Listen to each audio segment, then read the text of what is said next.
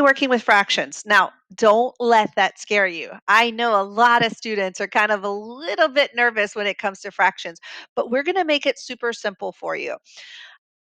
If this is the first time you're seeing my face, hi, my name's Dr. Marissa May, and I feel like I'm on a mission to help students feel confident in their math class. So, let me show you what I do to help students with fractions. I use the Desmos graphing calculator.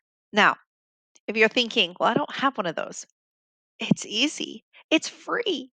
So I'm linking it below in the description so that you can access it as well. And I'm going to put it into play for these fraction problems so that you get an idea of how to use it for your benefit. So let me switch our view so that you can see Desmos Graphing Calculator. So when you click on that link, it's going to take you to a screen that looks like this.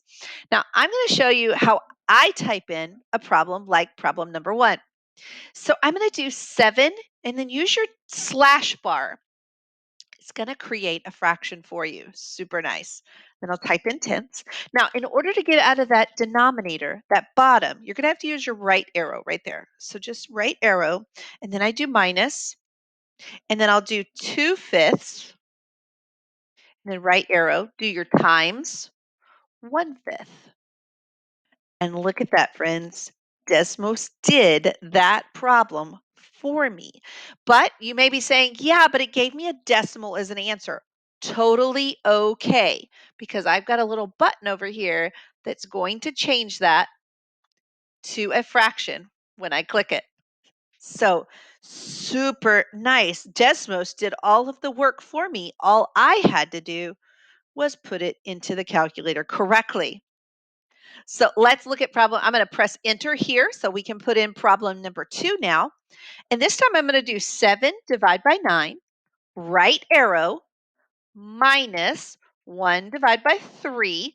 Now, right arrow. Now you're going to have to use your division here again. So you got your slash and it's going to stack it. Totally okay. Let's go ahead and put in the 2 divided by 3 for the 2/3. Okay. I know Desmos actually types it differently the way it looks here, but it's still the same. So again, we want that answer as a fraction. So I'm going to click right there. And Desmos gives me my answer of 5/18. Super nice, right? So here's the deal, friends. Desmos is doing the heavy lifting of the calculations, and you're doing the great work with the analysis of putting it into the calculator properly. Okay, so let's look at one last problem. I'm going to put in 3/16, so 3 divided by 16, right arrow to get out of that denominator, plus 2 divided by 3, right arrow. Now put your parentheses, and I'm going to do 3 divided by 4, get out of that denominator by the right arrow, close your parentheses. Now, I've got to put that exponent. So the way you do that is hold down your shift key and press the 6.